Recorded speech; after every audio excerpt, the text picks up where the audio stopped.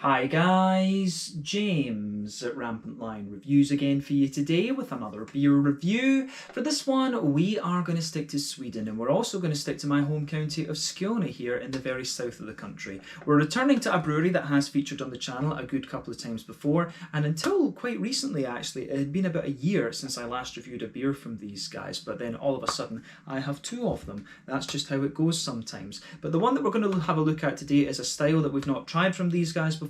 It's also from a group of beers, I guess you could say, that we've not touched upon from this brewery in the channel before as well. So I have to say I'm very curious to see how this one turns out. I've had nice beers from these guys before, so fingers crossed this is another good one. Hopefully it makes for an interesting review, and I hope that you guys enjoy my take on this beer as well. So yeah, for this review then, we are going to head a little bit north of me here in Lund to Landskrona, where I used to teach science and maths, of course, and we're having a look at another beer from Brygghuset Finn. So this particular beer is called the Unfiltered Helles. It comes in at 5% ABV, and yeah, I think you know what style of beer this one is, an unfiltered Helles lager beer.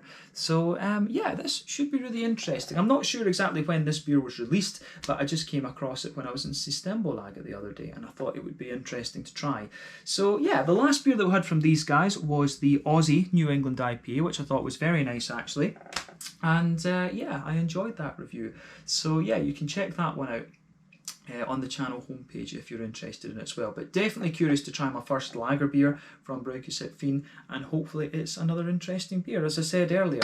So let's crack on with this one then. So as always with my reviews, I'll tell you a little bit about the brewery before we taste the beer. If you do want to get straight to the tasting, just fast forward. All the usual links are in the video description below. That's the brewery website, the link to my other reviews that I've done it from Brygghuset Finn before, and you will no doubt see more added to that list in the near future. But there's all the usual social media down there. If you want to see more reviews, do please consider subscribing to the channel. The whole channel, of course, has a geography-based tagging system, so you can go into the homepage and search for beer based on country, city, state, county, province, prefecture, whatever it is you happen to be interested in. Do check out the playlists of beers from different countries. There is one there for all the Swedish beers that I've reviewed for you. That's constantly being added to. And as always, please do get in touch and let me know some of the other beers and breweries that you guys would like to see me review. It's always great to hear from you guys that are watching the videos, and the support that you show the channel is hugely appreciated. So anyway, to tell you a little bit about Brygghuset Finn once again then, on to my brewery notes. So Brygghuset Finn, as I've mentioned to you already, are based in Landskrona, which is about halfway between Lund to the south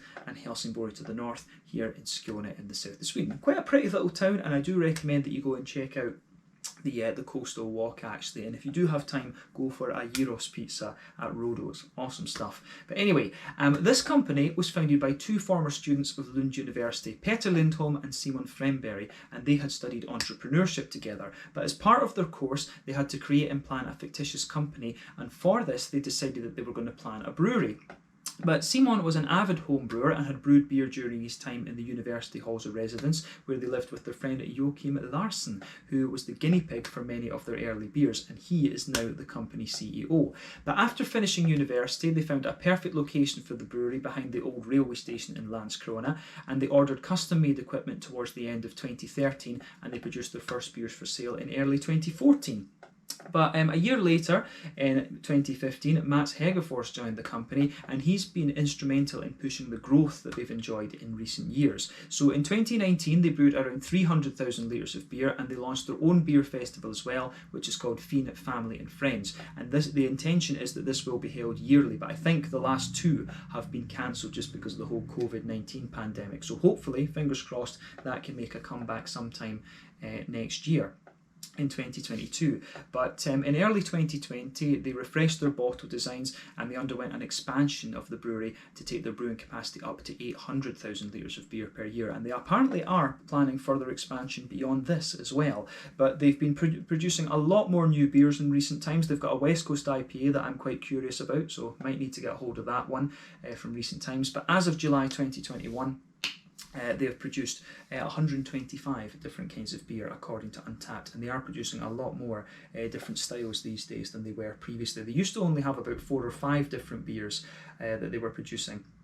And I don't think they are actually producing those original ones anymore, if I remember correctly. Because yeah, the original beers that they had were sort of restaurant-y, kind of sessionable type beers, but the new ones that they're doing are proper kind of punchy craft beers, if we can call them that. But yeah, they've undergone quite a facelift in recent times, and the standard of their beer has been on the rise, so that's never a bad thing. But yeah, that's all I can really tell you about Brygghuset Finn for the moment. If you want to learn more about these guys, you can check out the brewery website, you can follow them on Facebook and Instagram to keep up to date with all the latest goings on, and you can of course check out the Rate Beer, Untappd and Beer Advocate pages to learn a little bit more about all the different beers that these guys have done. But yeah, let's get on and actually have a taste of this beer itself then. So this one, as you can see, the artwork on this is kind of similar to what we've been seeing in the more recent releases from Brygghuset Finn. They either release their beers in the 440ml cans like this, or in the little Red Bull sized 330ml, but this one, as you can see, is a 440. I believe that I paid 20, I want to say 28, that's the number that ticks in my head. I want to say I paid 28 Swedish krona for this one, so that is just shy of €3, of course, about €2.80, which will be roughly about £2.25 sterling, and then I guess somewhere in the region of $3.50 American, perhaps something like that, maybe a little bit less. But yeah, that gives you an idea for this one. And as we said, this is a 5% Helles lager beer. It says on the back here, our modern style Helles is a golden colour unfiltered lager brewed by the book. The taste is fresh and herbal with clear malt aromas and moderate bitterness with a smooth mouthfeel. When it comes to food pairing, the laid back aromas of the craft beer complement dishes with saltiness, umami and a fair amount of heat. But honestly, it goes with pretty much anything or to drink just on its own. Store cold and dark. So yeah, it's also got the European Union organic symbol on it as well, which is good. Good food standards here, and the EU of course, so that's never a bad thing.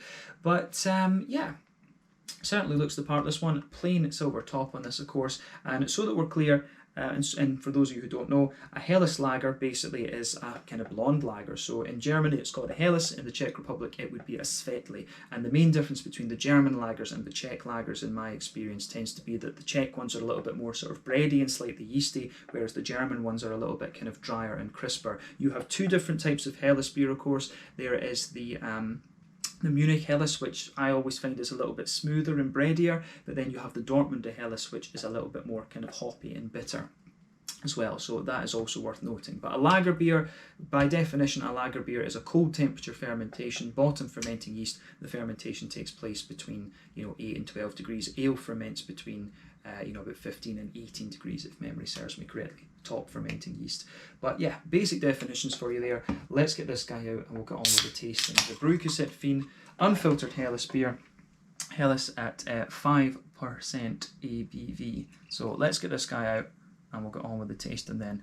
What I'm going to rate this beer on, of course, will be authenticity. Because as you might know if you've watched the channel for any length of time, I used to live in Germany, and when I was there, I got really into the Helles beers in particular. And I've always enjoyed a Dunkel and a Doppelbock, of course, but the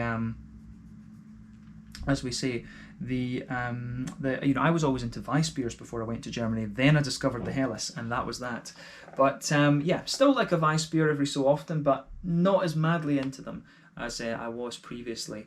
But yeah, as you can see, and as you would expect from this one then, we'll look at the head first before it's disappeared.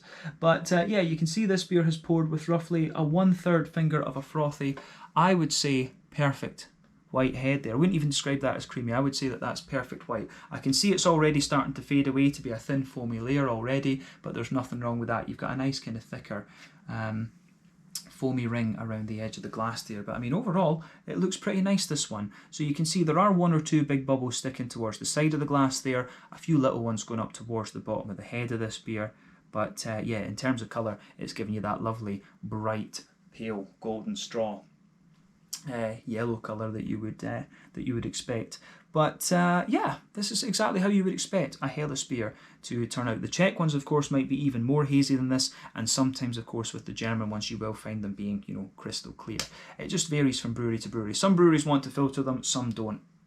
But yeah, it certainly looks the part. Now remember, the colour of your beer is determined by a couple of things. One, the type of malts that you use. That usually determines the magnitude of the colour of the beer. 2, the length of your wort boil. The longer you boil the wort, the more the sugar's caramelised, thus you get a darker colour of beer, as I always repeat. Those are the two main factors. But then, of course, if you were talking about sour beers, normally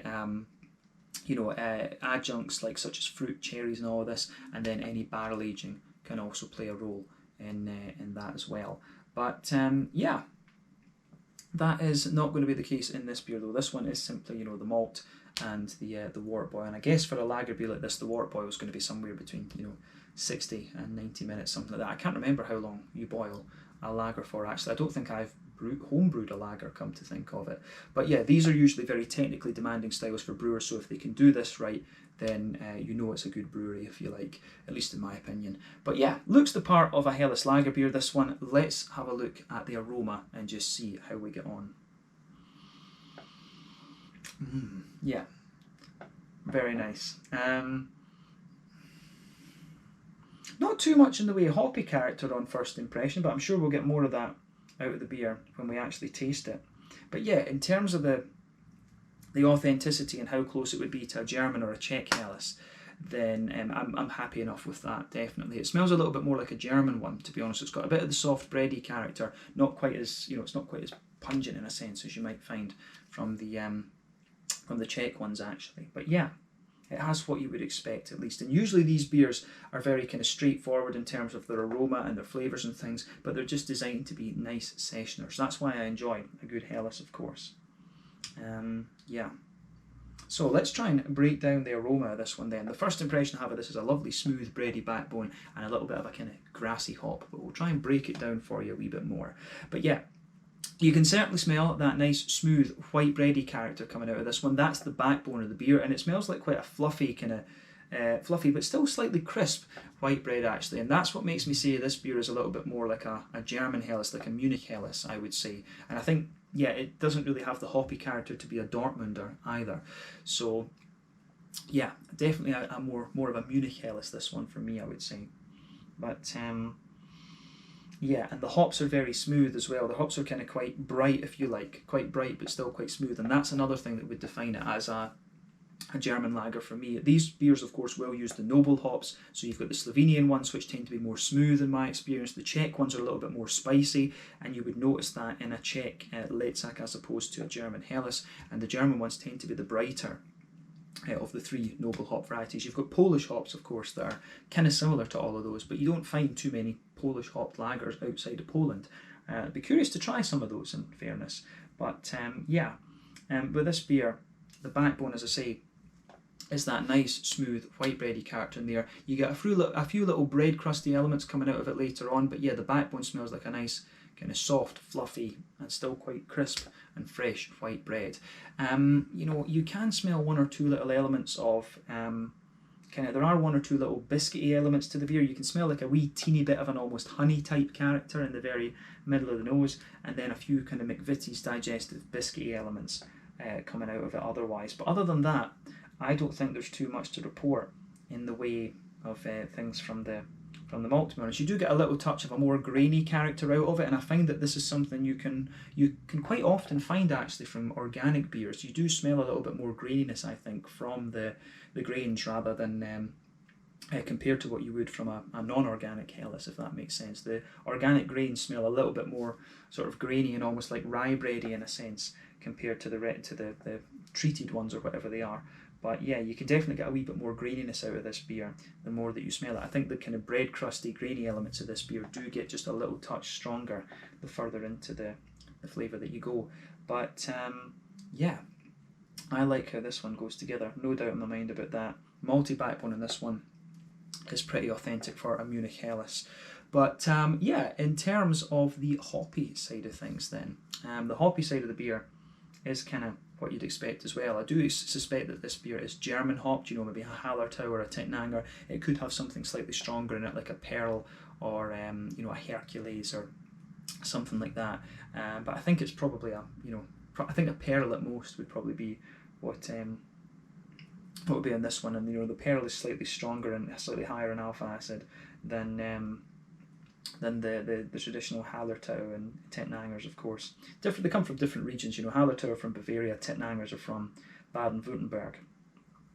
But yeah, the aroma in that is nice. So you do get a nice little bit of that smooth earthiness in there. You can smell a nice bright floral aromaticity. Then there's just a wee bit of a slightly zesty, grassy note at the kind of front of your nose. But I'd say the green component is quite balanced actually. It's got the herbal, earthy kind of thing on one side, and then just a little bit of the brighter, grassy and floral elements on the front of the nose. So that's kind of how it breaks down. On the fruity side of things, I would say that this beer, you know, it's a little bit sort of kind of appley in a sense. You do get that typical sort of appley peary note. You maybe could say there's a wee touch of like an apricot sultana type thing out of it, and you know, you've got these kind of grassy, fruity, grassy, citrusy esters coming out of the beer too. So I mean, I really like how this one goes about its business in that sense. So yeah, the aroma of this beer goes together quite well, I think. So yeah. Alright, so yeah, I think it's got everything you would expect of a nice Munich Helles, and I don't see anything kind of untoward about that, and it smells very attractive actually. So as I always say, take a little bit of time to enjoy the aroma of the beer before you get stuck into it, but I think it is about time that we try this beer now. I'm really curious about this. So yeah, this one is the Unfiltered Helles, a 5% unfiltered Munich style Helles beer, I would say, from Brygghuset Finn in Landskrona here in Skåne in the south of Sweden. Let's get stuck into this guy and see how we get on. Lovely smelling beer, I have to say as well. Slange, skål, cheers. My first lager from these guys as well, if memory serves me correctly.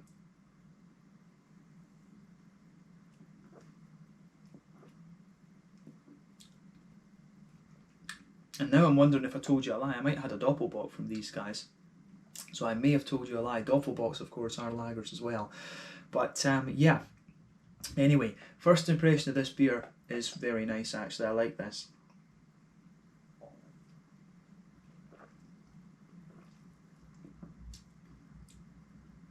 You know, it gives you exactly what you want. This beer, it really does. I'm going to say thumbs up to Brygghuset Finn for this one. I think they've pulled off a solid lager beer here. No sediment in the bottom of the can either, which is great. But yeah, the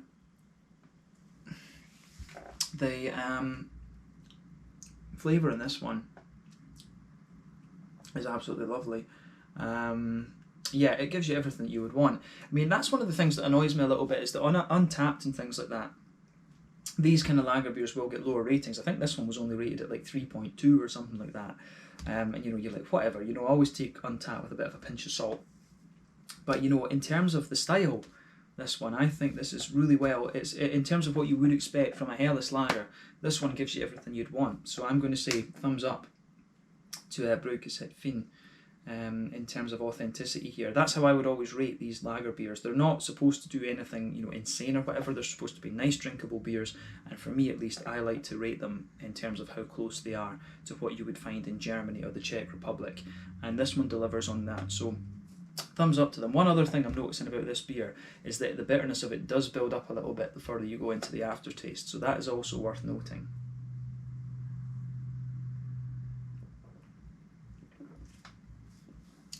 But yeah, you could easily tan a few of these, no bother at all. But yeah, let's break down the flavour of this one for you then. So it's actually quite similar to what I was thinking it was going to be from the aroma. This is one of these beers that really translates from aroma to flavour very well. Straight away across the middle of your palate, you can feel there is a little bit of a grainy backbone to this one. And as I said, that started to show up in the aroma a little bit later on. So you do get a wee bit of a kind of brown bready backbone to this one. You can feel that sort of grainy element coming out of the beer. But sitting on top of that, particularly in the middle third of your palate, that's when you start to get the soft, kind of crisp, white bready character coming out of the beer. And that shows up very, very nicely in this one.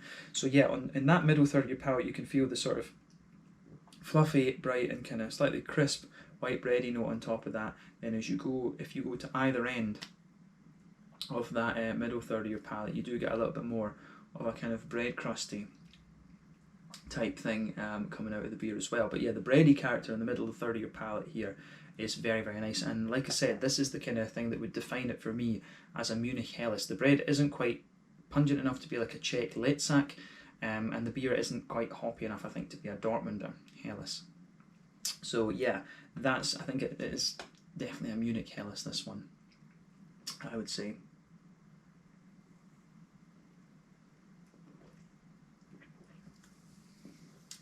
But yeah, the malty base in this one is very, very nice, and I think the more that you drink of this, the more that bready character, it thickens up a little bit, and it really smoothens out.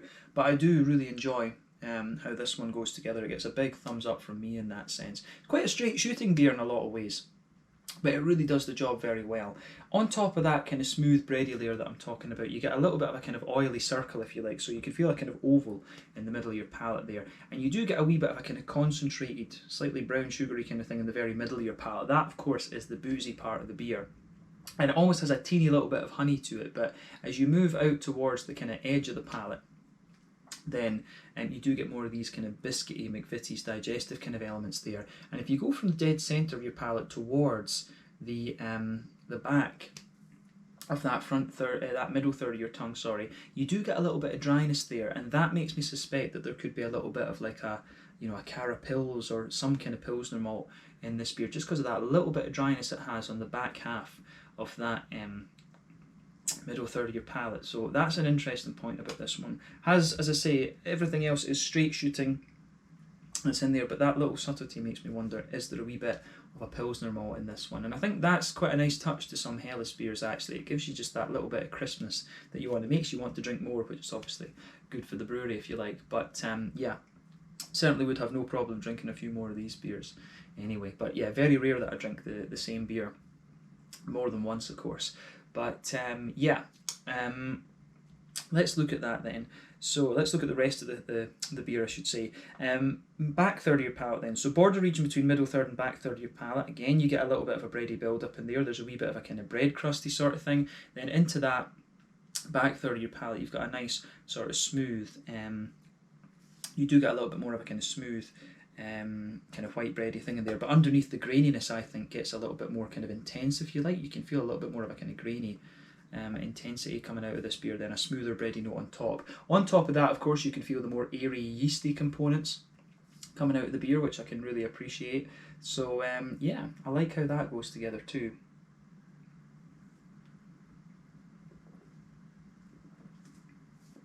Yeah, but yeah, you can feel that when you start at the back of the palate with this beer, the flavour's a little bit taller.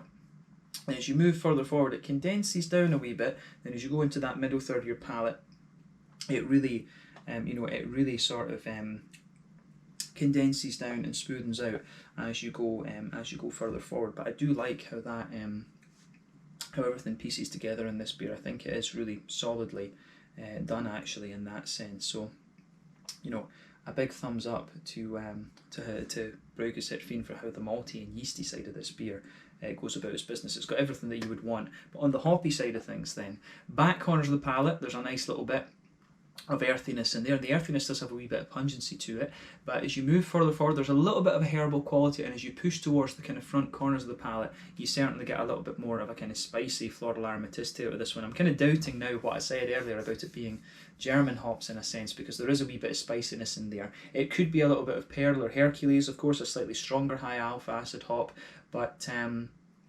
it could also be a bit of Czech Sats or Žatec, as they would call it. I'm not quite sure, but yeah, you do get a nice little bit of a spicy floral aromaticity out of this beer, and it's nice that it's got a little bit of bitterness as well. But yeah, round the front curve of the palate, the beer is distinctly lighter and grassier, and you can get a little touch of a kind of zestiness there. And on the front third of your palate, you've got that little fruity element there. But yeah, border region between front third and middle third of your palate, again, you get a little bit of a bready build up in there, and you get a nice wee bit of a kind of bread crusty sort of thing. Then the base of that front third of your palate is a nice kind of smooth white bready sort of element. So I do like how that goes together in this beer as well. The base of that front third of your palate is very, very nice in this one. So yeah, I like how it goes together. Absolutely, big thumbs up to big thumbs up to Brygghuset Finn for just how well this beer goes together. But let's look at the fruitiness for the last little part.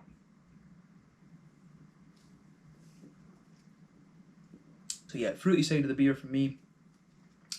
It's kind of what we described in the aroma. I mean, on the back half of that front third of your palate, you get a little bit of that almost like sultana sort of apricot-y thing. You know, these are quite subtle flavours in a sense, but then on top of that you get a little bit of a slightly kind of peary thing, and I think as you push further forward into the front half of that front third of your tongue, you know, you get a little bit of a spicy apple or something like that, maybe even a little teeny hint of a like an oily gooseberry or something like that, I don't know, a kind of more oily pear underneath kind of flavour like that. And then as you reach the very front tip of the tongue, it's the grassy, you know, it's those nice kind of grassy kind of floral esters that you're getting at the very tip of the tongue there as well. So maybe a wee teeny hint of like lime or something like that. But yeah, it's kind of a dried fruity note that you get with this, like a sort of peary sultana type thing.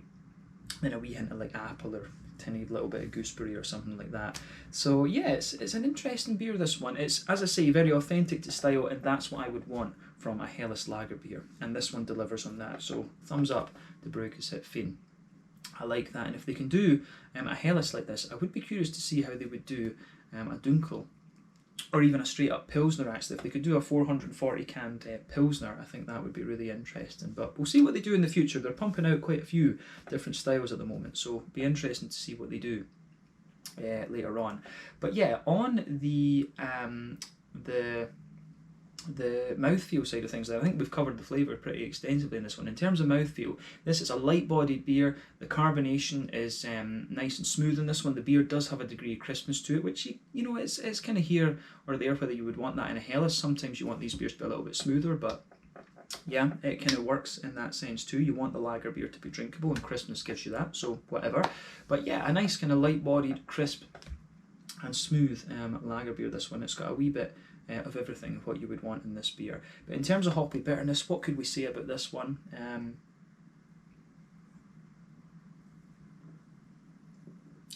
You know, hoppy bitterness with this beer, I think this is a fairly standard, you know, sort of 20 IBU beer. It felt a little bit more bitter earlier on, but it's kind of mellowed out on the mouth a little bit more now. That can happen. So yeah, I think about 20 IBUs in this one, which is fairly standard. Malty side of your beer has a nice smoothness to it. As I say, it does develop a little bit of sweetness later on, and you get a wee bit of graininess on the back of the palate as well. And then the fruity character in this one is what you'd expect, a little bit of a citrusy note and a wee bit of dryness as well. So yeah, this beer gives me everything that I would want from it gives me sort of everything that I would want from a lager beer, actually. So yeah, it gives me everything I want from the Helles lager beer, so can't knock this in any way, shape or form. But yeah, 28 Swedish crowns, I think it's a fairly good deal. Actually, it's a good, you know, if you want a nice sessionable lager beer, then you will enjoy this one. And I think this one is available in most Systembolagets here in Skåne as well, so it's a fairly accessible beer. I don't know in the other counties, but here in Skåne I've seen this one in quite a few places. So yeah, I'm guessing that when they can brew 800,000 litres of beer a year, there will be a fair volume of this produced over the next little while. But yeah, in terms of a sort of core lager beer, I think this one is pretty solid. So well done to Brygghuset Finn for this. I think they've done a really good job of this, and it's very true to style. So yeah, I certainly wouldn't hesitate to drink more of these. Maybe I need to get one of these from my good friend Peter at the Clueless Drinker. Actually, there's a couple of lager beers that I know I'd like to see him review from over here in Sweden.